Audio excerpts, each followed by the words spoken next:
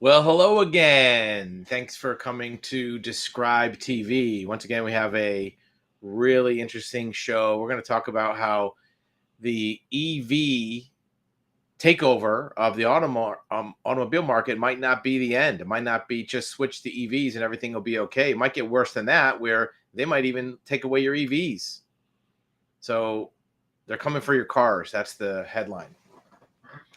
Next, we're going to talk about real estate and the expectation of what's going to happen in the next few years with residential property, with single family homes, where you're going to live, either buy or rent, may be turned on its ear. All your expectations, all what you plan for happening with the real estate market could be completely chaotic in the next couple of years, and we'll see why. It's not just an opinion. We're going to look at math of how that's happening. And does homelessness have anything to do with it? And if it does, how long is that going to last? Give you a hint. All three of these problems, EVs, real estate, and homelessness, are predicted to be permanent. These are not temporary things that are going to get fixed. They're actually the new normal. And last, we'll talk about a conflict that happens with homeowners that may be also permanent and not able to be undone. So we're going to jump right in to EVs and what's happening with EVs. First of all, what's going on in the market?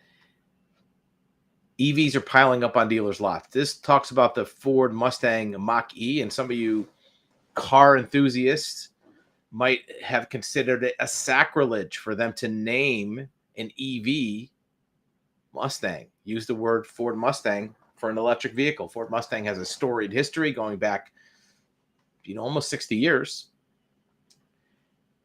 Muscle car, performance car, enthusiast, pony car, whatever it was. And now it's this SUV, kind of standard SUV looking car. A lot of people don't like it. But at least it's a decent looking car for an EV. If you compare this to other EVs, electric vehicles, it's not the worst looking EV in the world. Maybe not the best looking overall car, but for EVs, it's not bad. They thought they're going to sell a ton of them. Well, now they're piling up on dealers' lots. It's not just the Ford Mustang. EVs in general are at a 3-month supply across the country on dealers' lots, which means that if they stopped making cars today, there would be 3 months worth of cars for EVs. There's only about 1 month worth of gas cars. So what does that tell you? They're either making too many or people aren't buying them, right? Automakers having a hard time moving its inventory, but it's not just that either. It's also the Lightning, the truck. And here's what's more troubling. Ford dealerships are selling fewer EVs than they were last year. Well, shouldn't EV sales be going up? Isn't that the whole idea, that more people are going to adopt them? They're selling fewer now than they did last year, and they have an inventory problem. Look at this. Ford dealers sold 86% of their Mach-E inventory within 30 days in 2022. But they only sold 27% in the same period of 23. What does that tell you? People aren't buying them as many.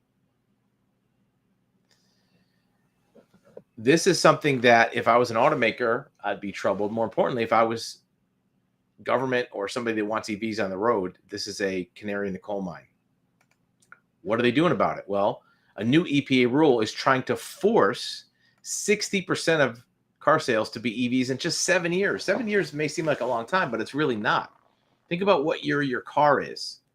If you have a 2017 car in your driveway, that car's 7 years old, because right now they're selling 24s. So a 2017 is not an old car. They want to have 60% of car sales to be EVs in 7 years. And not only do they want it, but they're trying to force it. It's aggressive climate legislation. It's requirements that has stringent limits, ensuring that EVs make up 54 to 60% of all new cars sold by 2030. With that figure rising to 64% in 32 to 67%, almost 2/3. This rule is going to represent a quantum leap. Well, as we just saw, there's no quantum leap forward from 86% down to 27% of new car sales. Or no, I'm sorry, not new car sales, but how many they sold within 30 days. It took a quantum leap backwards, and now they want to go a quantum leap forward. Now, is that going to be enough? You might think, well, gee, if they get all this done and they get 60% of all new cars in 7 years, EVs, is that going to be good? This is what they call aggressive climate legislation and a quantum leap. So even after they do something aggressive for a quantum leap, what are they going to do next? Well, they're going to come for all your cars. Even if politicians push us all into electric vehicles, they will still have to be small and scarce to achieve emissions goals. So these goals here, 60% aggressive, are still not enough. It's a possible dream, according to Manhattan Institute. Policies unprecedented in scope to ban the sale of vehicle that 99% of people use, internal combustion engines. In addition, even the EVs that they're selling, they have to make them smaller in order to get the electric grids to be able to produce the power. For all of history, cost of metal, environmental terms, now they're talking about the metal. It's not even about the gas and oil for the car. It's the metal that makes them up. So now, if the cars have to be electric, that means mining for the minerals. So they have to make the car smaller. Electric cars bridge the gap for mining. It's not the final solution. It's bridging the gap. Consumers are to be persuaded to drive less and use bus, bicycle, rail to get to where you're going. So EVs aren't enough. They're just bridging the gap. The trend could be curbed by enacting policies that discourage vehicles with large batteries. So if you have an EV, the battery is what your range is. So they want to have smaller batteries. According to Wall Street Journal, it would be reasonable to reach a conclusion that they're coming for your cars. Consider yourself warned. That sounds pretty ominous to me. Behavioral change is critical. Demand size measures such as limiting battery size. So right now, the biggest reason people aren't buying EVs is because of range anxiety, right? People are worried about getting stuck, worried about not having enough miles to get to where they got to go. And now they're talking about limiting range even more. Thoughts? Is this something that makes sense to you? 60% of new cars sold, not enough. Now limit range. Now make cars smaller. Does it make any sense to anybody? Sticking with the car theme, but also a little bit different scenario. Somebody decided that they thought they were going to tow cars off the street and sell them for scrap. Well, it turns out they're illegal. Now they're in jail. Trying to file abandoned vehicles, steal vehicles by towing them right away. Seems to target older vehicles. We get this a lot in our car titles division. People call up and say, how can I get a title for an abandoned vehicle, junk vehicle? Signed a document saying he was the owner of the car. It was towed. It was a abandoned vehicle on the side of the road. It doesn't work that way. Abandoned vehicles, junk vehicles are not finders keepers. You can't just pick one up and say, hey, I own it. Even if it's left someplace for a long time, you have to go through a process. And if you don't go through that process, guess what? Look at the word right here. It is illegal. That's the key word, illegal. And if you do it and you get caught, like this person did, you might go to jail. That's where they are right now. So if you're thinking about trying to get a free finders keepers vehicle, it's not like finding a quarter on the side of the road. Vehicles are titled and they have to go through a process. There's ways to do it. You could do a bonded title, court ordered title. You can see that right here on the website. But abandoned vehicle, once you do that, all bets are off. We're going to take a quick break. When we come back, we're going to talk about the dangers that are developing in the real estate market. If you're a homeowner, if you're a renter, if you want to be a homeowner, what's happening where there may be permanent, forever changes to the real estate market that can affect everybody. Even if you don't own a home, you could be affected by the changes that are completely revolutionizing the real estate industry, not the real estate industry, but the housing market, to where how you own a home, how you buy a home might be different. And this might not be something you wait for the next opportunity to come around. It might be a permanent change. Back in a second.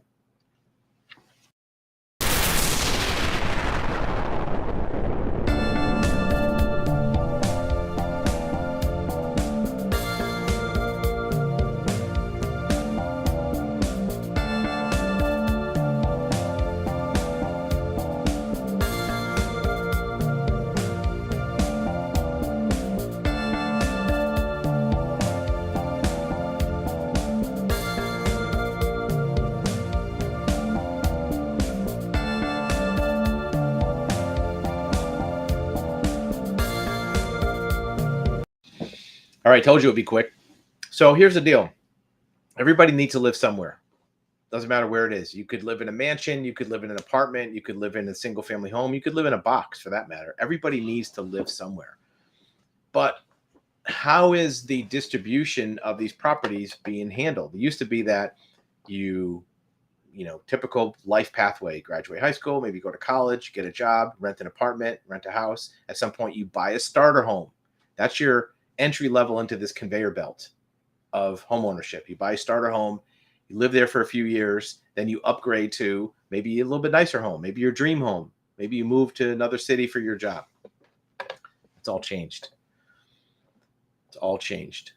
How has it changed? Well, first of all, you're going to find that the idea of a starter home, you may be already seeing this, is somehow changed. How has it changed? Well, starter homes may be a thing of the past. Why is that? Well, first of all, starter home was something that was smaller. You didn't have a big family, didn't need a big yard. Maybe you were traveling, maybe you're at work a lot, so you didn't need a lot of space in the home. So it was smaller. It was also cheaper. Smaller and cheaper usually go together, but they're not always exactly the same. Some small homes are very expensive and some big homes are cheap. But a starter home was one that somebody would buy after they rented for a while. That way they can live there. And what does that do? Not only does it give you a place to live, but it also starts to build equity. When you're renting, all your money's going to rent. You don't build up any equity. If the housing market goes up, you don't participate in that. Your rent can go up. Your rent every year has an increase, 5 or 10% increase. If you have a mortgage on your house, your mortgage stays the same. And you can also write off your mortgage payments off your taxes. So you get tax savings. You can write off other expenses of your house. So a starter home is a very important first step. If you don't get that starter home, catch that ladder on the escalator, it's tough to jump up higher. Well, starter homes are a thing of the past. Why is that? First of all, they have not built any starter homes for the last 20 years. After the real estate crash happened in, maybe 15, in 2008, builders did not build any starter homes. All the homes that were built were more McMansions, subdivisions that were a little bit higher end. That's number one. Number two is when the housing market jumped up in 2020, anything that was a cheap home or a cheap starter home went from 200, 250 up to 350, 400,000. There weren't any cheap homes anymore. Even if they were small, they weren't cheap. In addition to that, it gets worse. The people who did buy starter homes in the last decade, they're staying there. They're not going to move out in 3 or 4 years and free those houses up for the next crop, the next generation of home buyers. So the starter homes that already exist are locked up and they're not going to be available anytime soon. 2 decades, according to this article. Because, these people bought the home, they have a low interest rate, the economy, they're not making any more money. They may not need more space. A lot of people don't have children. They don't have a large family anymore, right? A lot of people are traveling, so they don't really need as big of a house. So they're staying in their house. So that's something that is locking up the inventory. What else has changed? We're talking about permanent things. We're talking about not necessarily changes in the market where you can wait around for something to change. We're talking about why this is permanent. Number two is mortgage rates won't go back down to 3% in my lifetime, says a real estate expert. And we've talked about this before, where just because rates were 2 or 3%, and even 4% for maybe 4 or 5 years, from 2016 maybe to 2020, if you really stretch it, it was between, in the 4% range or less. So everybody got used to the idea that, gee, that's must be what rates are. That's not historically what rates are supposed to be. Mortgage rates have always been in the 7% range for eternity. For most of the history of the mortgage and real estate market, mortgage rates were 7%, 6, 8, 9. There was a period of time they were up in the 10 to 12% range for a long time. And in the 80s, they were up 18, 19%. That was unreasonably high and artificially high. 2 or 3% was artificially low. 7% is like the normal. In fact, the market that we're getting into would probably show that the rate should go above 7. And here's why. The difference between 6% and 8% mortgage market is what the government's trying to do with inflation. If they're trying to tame down inflation, they're going to nudge the rates up a little bit from 7 to 8 or 9. If they're trying to accelerate the economy, they might chop the rates down from 7 to 6. Well, going forward, they're trying to cut down inflation. So the Federal Reserve may raise rates. That may change, but either way, it's going to be 7%. In my lifetime, you're not going to see 3%. If you're a home buyer waiting for a return to mortgage rate, don't hold your breath. You can never predict the future, but 3% is not going to happen. And this is somebody who wishes it would. Chief economist at National Association of Realtors. This person has an opinion they would want rates low because it helps sell more houses. Historically, rates have been closer to an average of 7% for 50 years. 50 years. Now, do you think that anything that's priced out in the next 5 years is going to be higher or lower than the average? Well, inflation says everything is higher. Home prices, gasoline, food, everything's higher. So why would mortgage rates be lower than the average? Super low rates won't return anytime soon. And it's all because of the Federal Reserve. The only reason they went down is because there was an artificial incentive in the market from the Federal Reserve. Where mortgage rates are headed? Well, they're saying it's going to be maybe 6% 2024. More likely, it's going to be much higher than that. Now, how are these interest rates affecting the market? 7% interest rates. Well, home prices aren't falling. Buyers accept the new normal of 7%. So it's not a new normal either. It's an old normal. It's a 50-year normal. This article calls it a new normal. It's nothing new. It's only new if you only have a memory of 5 years. Yeah, it's new normal. If you have an actual memory or you can do research, 7% is normal. So forget about new normal. It's the normal. Prices aren't falling. Why aren't they falling? Well, because this is what the market normally is. And people still need to live in a house. Go back to the beginning of this video or this section. What we said was everybody needs to live somewhere. Everybody needs to live somewhere. Where do you live? In a house, in an apartment? Wherever you live, it's taking up a housing unit. There are no substantially new housing units coming into the market. The ones that are being built are taken by buyers instantly. And there's more buyers out there. We'll see how many we're talking about.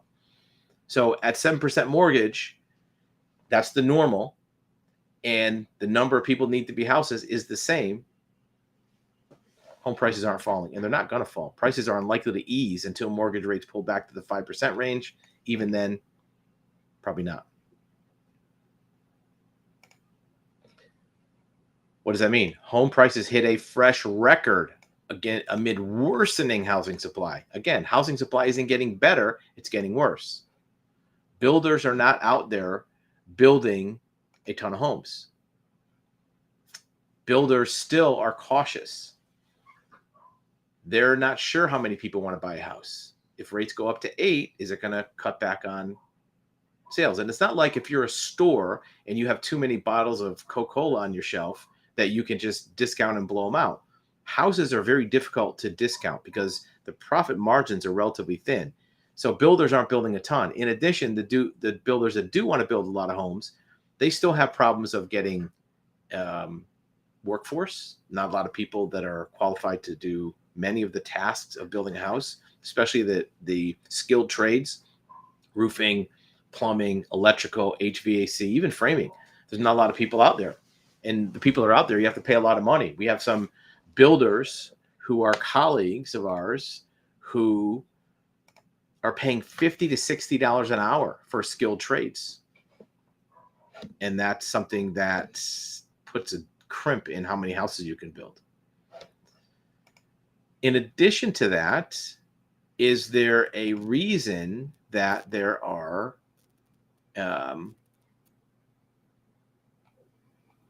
more people to live in houses than there are houses? Well, one of the factors could be, and you can tell me what you think about this, homelessness, right?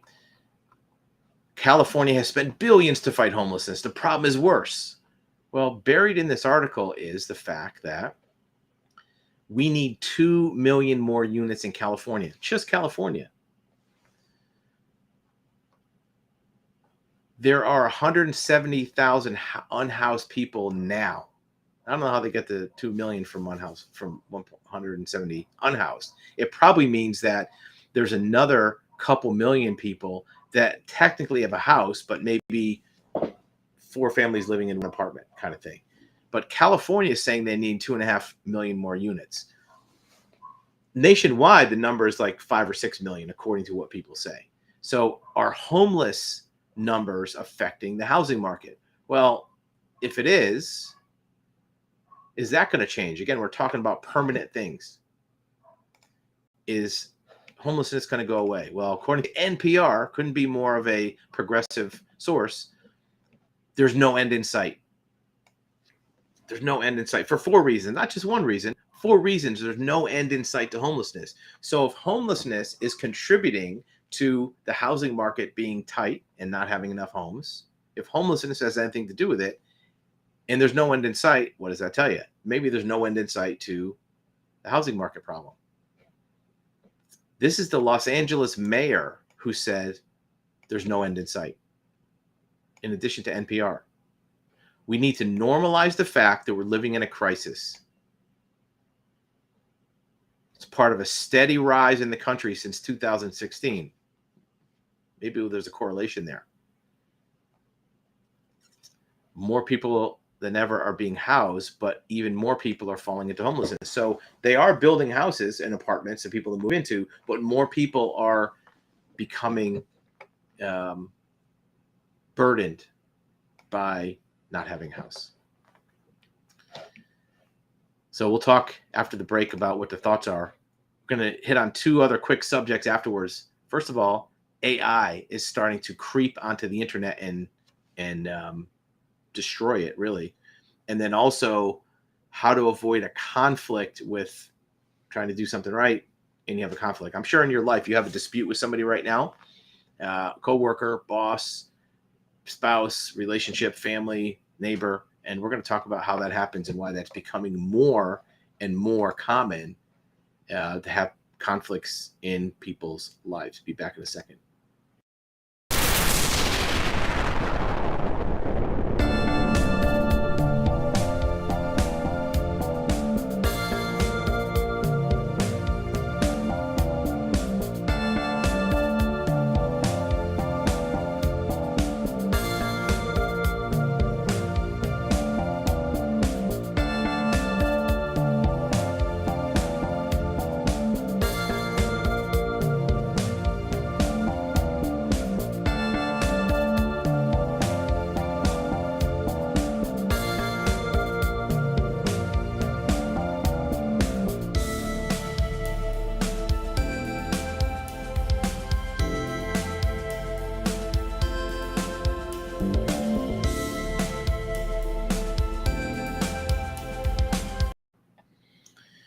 Okay, we're back. So here's the deal.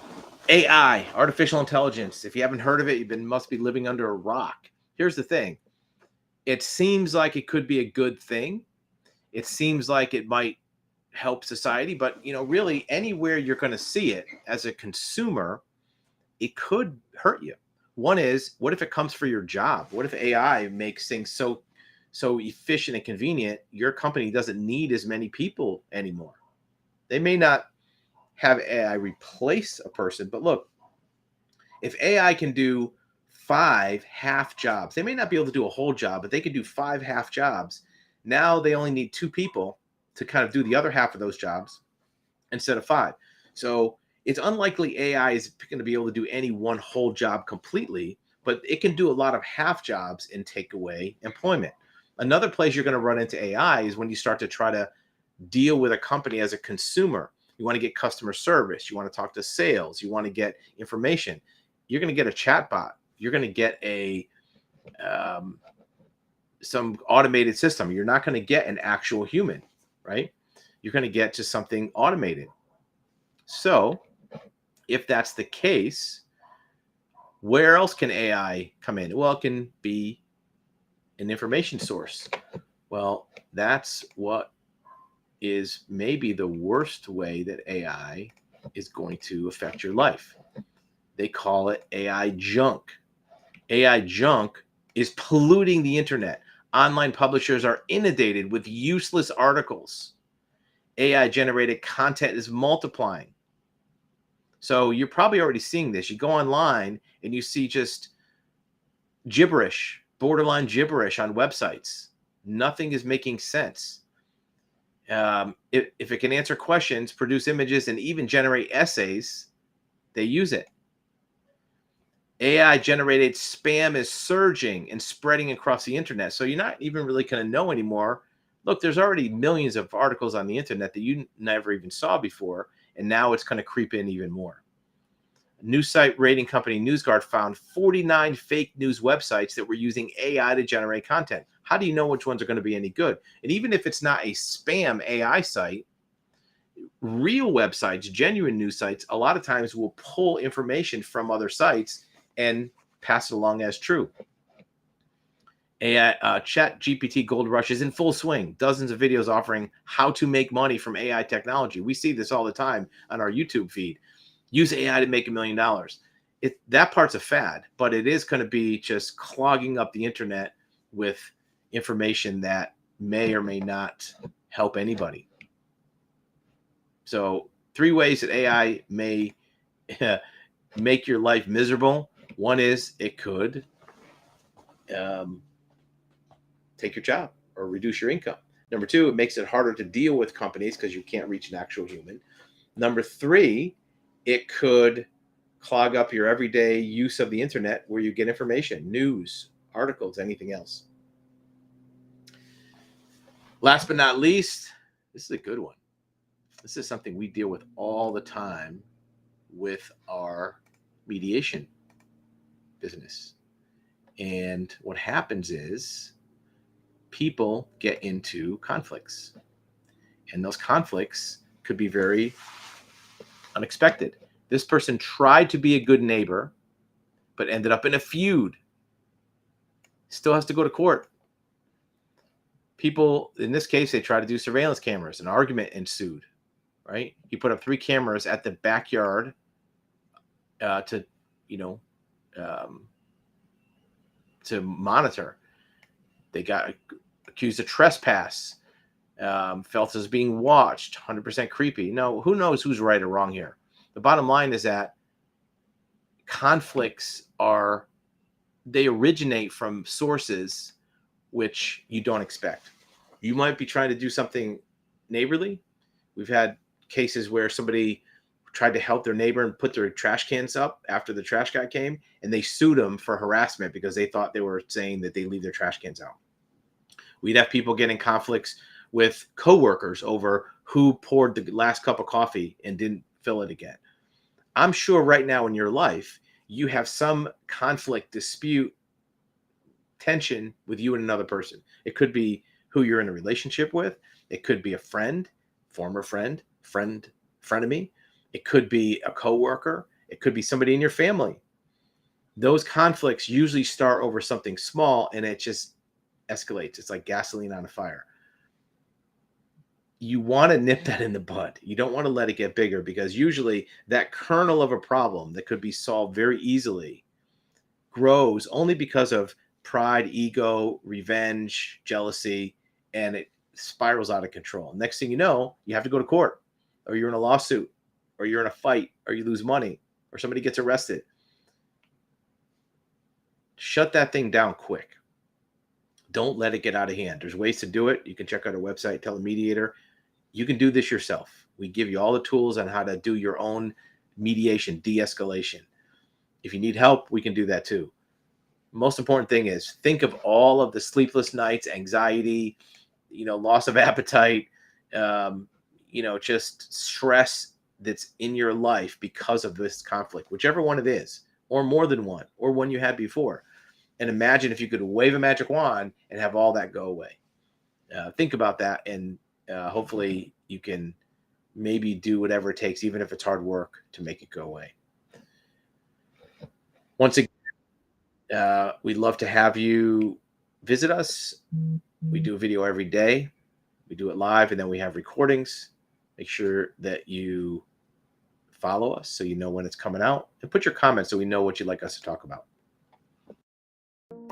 Are you tired of automated systems and chatbots when you need assistance? Experience actualhuman.com and connect with real professionals, not automation. At actualhuman.com, we bring you a network of professionals who are excited to answer your questions and provide guidance. Getting started is easy. Let us show you how. Here's how it works. Step 1. Select the best date and time for your video call. Step 2. Describe your situation and the areas you're looking for advice. Step 3. Connect one-on-one with an expert and get the undivided attention that you deserve. Experience the difference.